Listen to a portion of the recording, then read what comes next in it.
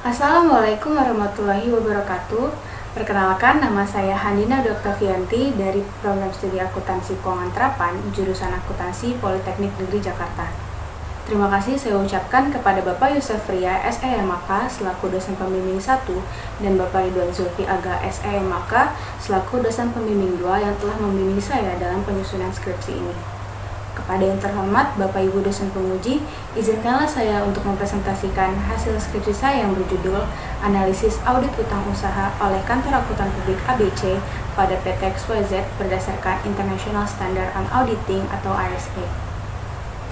Pertama-tama, saya akan menjelaskan tentang latar belakang penelitian saya. Saat ini, dunia bisnis berkembang sangat pesat, sehingga perusahaan dituntut untuk dapat memberikan informasi yang andal bagi pihak-pihak yang berkepentingan. Perusahaan akan membuat laporan keuangan yang di dalamnya terdapat informasi yang dapat digunakan oleh pihak internal dan eksternal dalam pengambilan keputusan. Laporan keuangan perusahaan menggambarkan kinerja perusahaan pada suatu periode. Salah satu faktor yang mempengaruhi kinerja perusahaan adalah utang usaha, yang mana utang usaha itu sendiri adalah kewajiban jangka pendek yang dimiliki oleh perusahaan dan muncul karena aktivitas bisnis dan operasionalnya.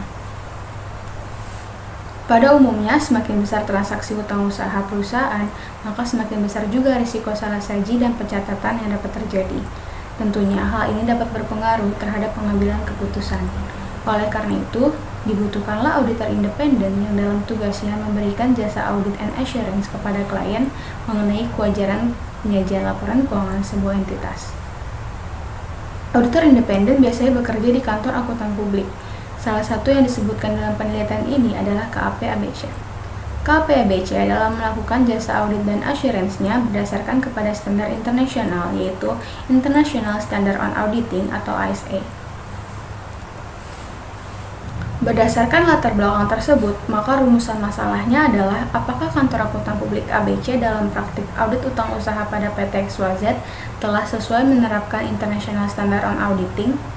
Maka tujuan dari penelitian ini adalah untuk mengetahui tahapan audit utang usaha yang dilakukan oleh kantor akuntan publik ABC pada PT XYZ dan menganalisa kesesuaian praktik audit utang usaha yang dilakukan dengan International Standard on Auditing.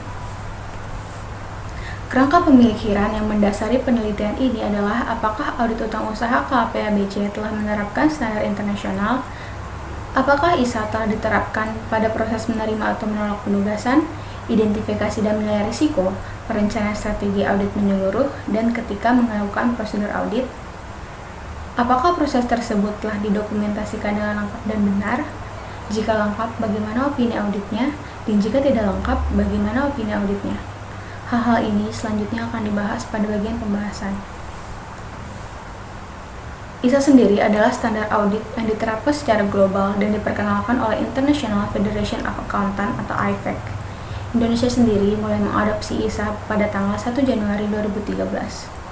Tahapan audit yang dimiliki oleh ISA ada 3, yaitu tahapan identifikasi dan penilaian risiko, tahap menanggapi risiko, dan tahap laporan. Metode penelitian yang digunakan adalah kualitatif deskriptif dengan objek penelitian audit yang dilakukan oleh KAP ABC pada PT XYZ. Sampel penelitiannya yaitu akun utang usaha PT XYZ. Data yang digunakan adalah data primer dan data sekunder yang didapat dari hasil wawancara, studi pustaka, dokumentasi, dan analisis data. Sebelum masuk ke dalam pembahasan, saya ingin menjelaskan sedikit tentang gambaran umum perusahaan. Pertama, ada kantor akuntan publik ABC. KAP ABC adalah salah satu KAP terkemuka yang berafiliasi dengan KAP ABC Global dan sudah beroperasi sejak 1979. Memiliki beragam jasa profesional, salah satunya audit dan assurance. Selanjutnya, PT XYZ, yaitu sebuah perusahaan yang menjalankan usaha jasa penunjang telekomunikasi seperti jasa persewaan, pengelolaan menara BTS, dan jasa konsultasi instalasi komunikasi. Pelanggan PT XYZ adalah provider telekomunikasi seperti Telkomsel, Indosat, XL Axiata, dan lain-lain. PT XYZ telah terdaftar di Bursa Saham sejak tahun 2010. Seperti yang sudah saya jelaskan sebelumnya, ISA memiliki 3 tahapan audit. Tahap pertama yaitu identifikasi dan menilai risiko. Tahapan ini terdiri dari beberapa proses. 1. Proses menolak atau menerima penugasan. Standar yang terkait adalah ISA 210 alinea 13 tentang tujuan continuous procedure dan ISA 300 alinea 6 tentang hal yang harus dilakukan dalam proses perikatan berlanjut. Proses ini telah sesuai dilakukan oleh KPABC terhadap PT XYZ yang berstatus recurring client atau klien dengan perikatan berlanjut. Tim audit melakukan continuous procedure untuk mengetahui apakah ada perubahan signifikan seperti kebijakan terbaru perusahaan, perubahan bisnis, illegal act, atau fraud yang terjadi selama tahun 2019. Hal ini kemudian didokumentasikan pada client continuing checklist dan diotorisasi oleh partner, manager, dan business management partner. Kesimpulan dari proses ini, KPABC setuju untuk melanjutkan perikatan dengan PT XYZ. Maka proses selanjutnya adalah menandatangani surat perjanjian.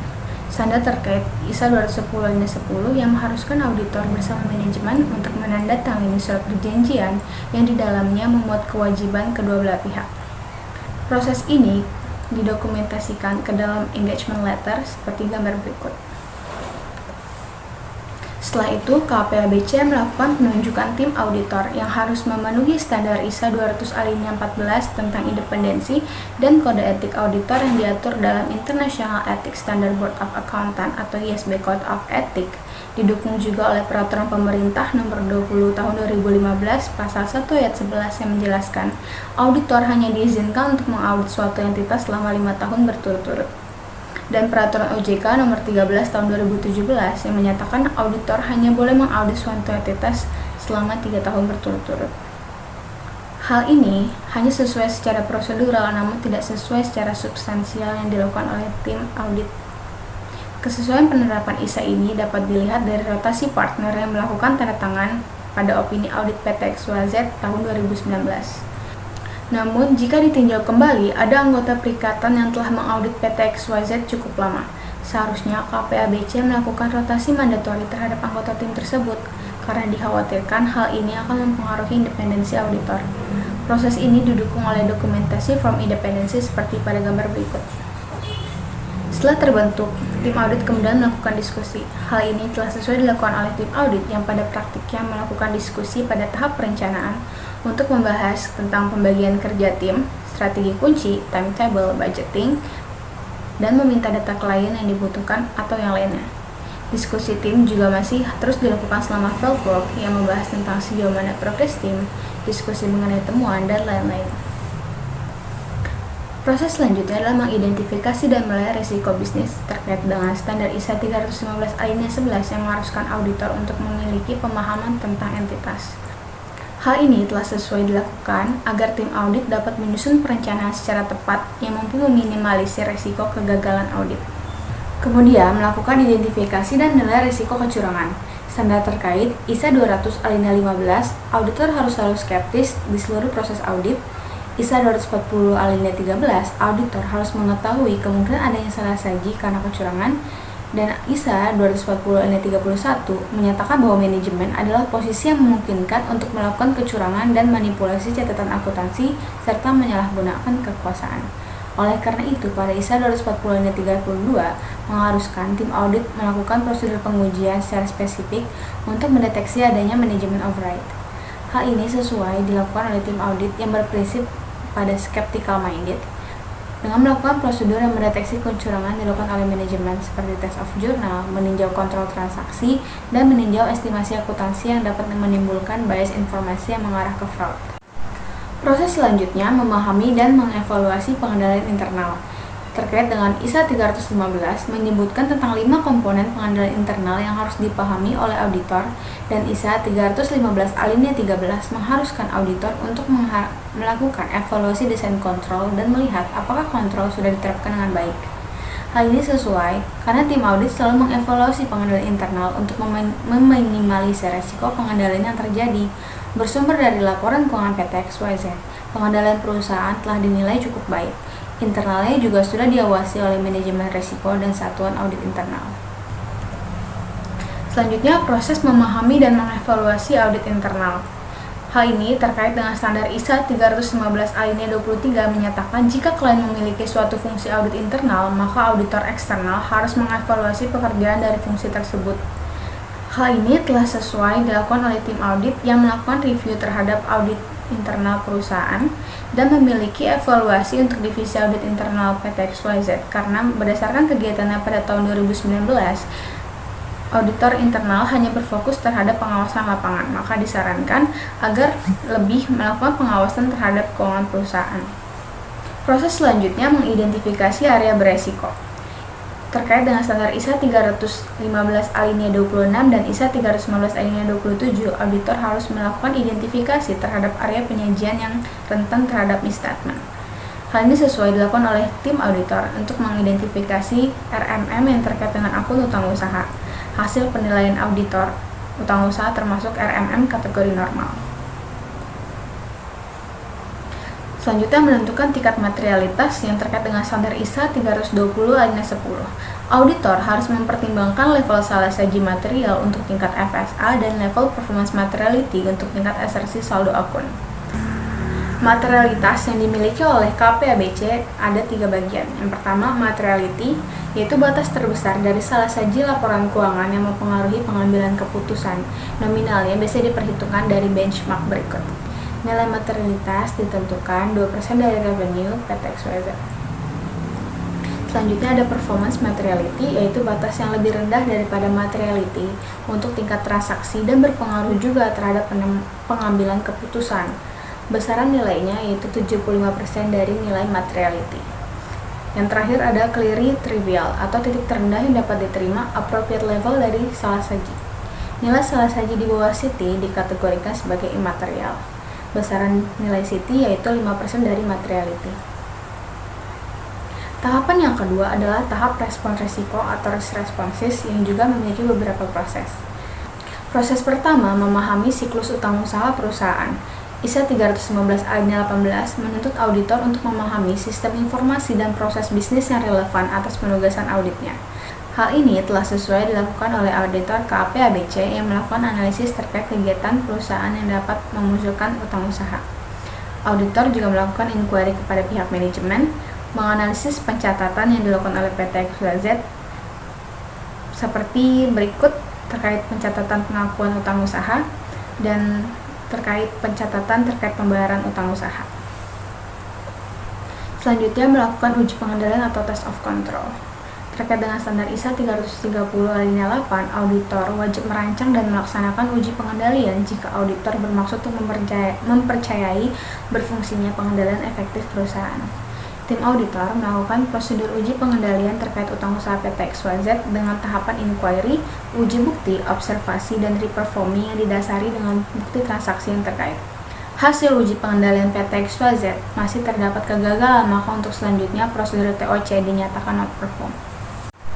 Selanjutnya, menyiapkan working paper.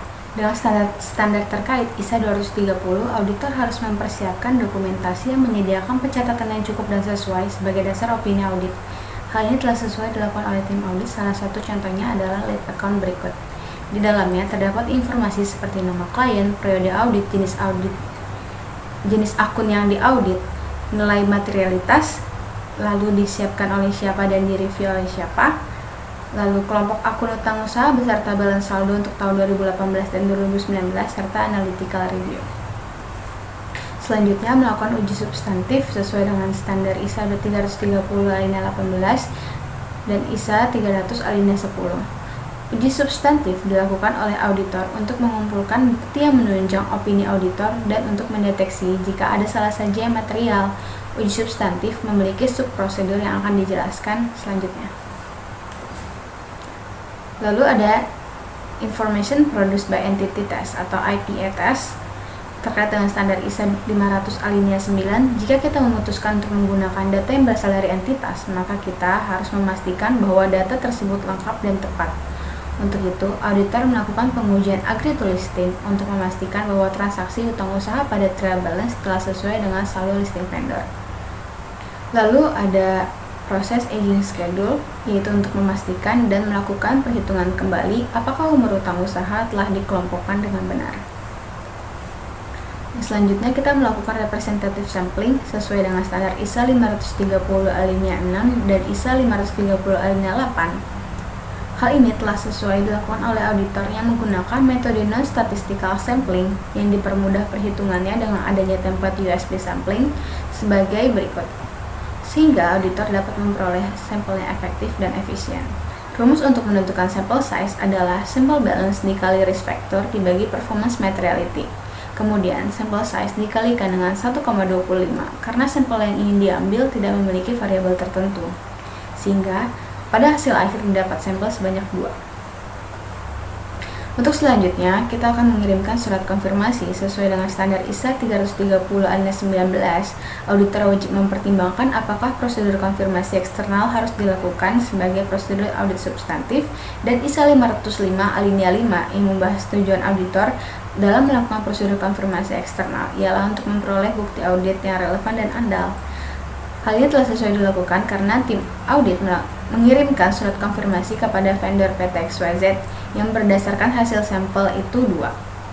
Tim audit mengirimkan surat konfirmasi kepada PT RSI dan PT DPA. Bentuk surat konfirmasi utang usaha adalah sebagai berikut. Kemudian, surat balasan akan direkap ke dalam confirmation control. Terlihat bahwa PT DPA tidak mengirimkan balasan konfirmasi, maka harus dilakukanlah prosedur alternatif.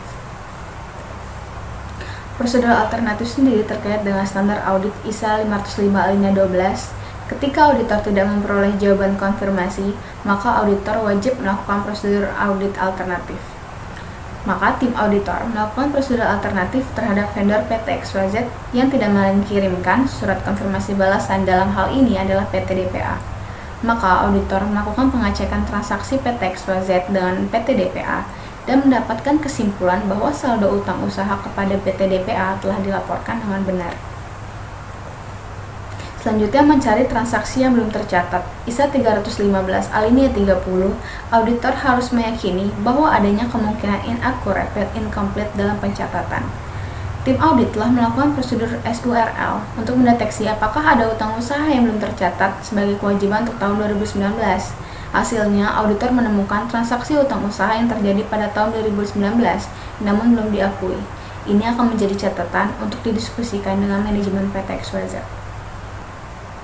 Namun, ketika melakukan diskusi terkait hal ini, PT XYZ menolak untuk melakukan adjustment. Hal ini didasari oleh argumen, meskipun pencatatan yang dilakukan pada bulan Desember 2019, kegiatannya akan terjadi pada tanggal Januari 2020, sehingga pencatatannya seharusnya dilakukan pada tanggal Januari 2020. Argumen PT XYZ ini didasari dengan surat kontrak perjanjian dengan vendor. Jadi, tim audit memutuskan untuk tidak mengadjust temuan ini. Lalu selanjutnya melakukan pengecekan pekerjaan oleh engagement leader terkait dengan standar audit ISA 300 alinea 11 yang menjelaskan bahwa auditor wajib merencanakan sifat, waktu, dan luas pengarahan serta supervisi anggota tim audit dan review pekerjaan mereka. Manajer dan partner tim audit PT XYZ secara berkala melakukan review pekerjaan yang dilakukan oleh tim dan memberikan review serta verifikasi terhadap bukti audit yang telah diperoleh. Tahapan yang terakhir atau tahapan yang ketiga adalah tahapan report pelaporan, yang memiliki proses pertama menyimpulkan untuk merumuskan opini terkait dengan ISA 711 dan ISA 712. Hal ini telah sesuai dilakukan oleh auditor yang melakukan pengumpulan salah saji yang ditemukan dan melakukan verifikasi kembali terhadap bukti audit yang diperoleh. Berdasarkan prosedur yang telah dilakukan, auditor menyatakan bahwa utang usaha PT XYZ telah disajikan dengan wajar. Selanjutnya, kita sampai pada proses membuat laporan audit terkait dengan ISA 701 tentang bentuk-bentuk opini audit, lalu ISA 200 alinea 12 tentang sikap auditor dalam membuat laporan audit, dan yang terakhir ISA 700 alinea 43 tentang unsur-unsur yang harus ada pada laporan audit. Laporan dan opini audit yang dibuat oleh KPABC telah dijelaskan secara rinci dan jelas berdasarkan bukti-bukti yang relevan dan reliable. Contoh laporan audit dapat dilihat pada gambar berikut. Kesimpulan yang didapat dari hasil penelitian saya, dari 22 proses audit yang terbagi ke dalam 3 tahapan, yaitu tahap risk assessment, tahap risk responses, dan tahap report, terdapat satu proses yang hanya sesuai secara prosedural namun tidak sesuai secara substansial. Maka, Saran saya untuk KAPABC agar lebih menekankan skema rotasi mandatori terhadap auditornya untuk lebih menjamin sikap independensi yang dimiliki. Dan juga sebaiknya tim melakukan penyesuaian fase field work dan lebih intens dalam meminta data-data perusahaan sehingga tidak terjadi data delay. Untuk penelitian selanjutnya, disarankan agar melakukan prosedur audit utang usaha dengan data analis tes. Sekian hasil penelitian yang dapat saya sampaikan. Kurang lebihnya mohon maaf. Wassalamualaikum warahmatullahi wabarakatuh.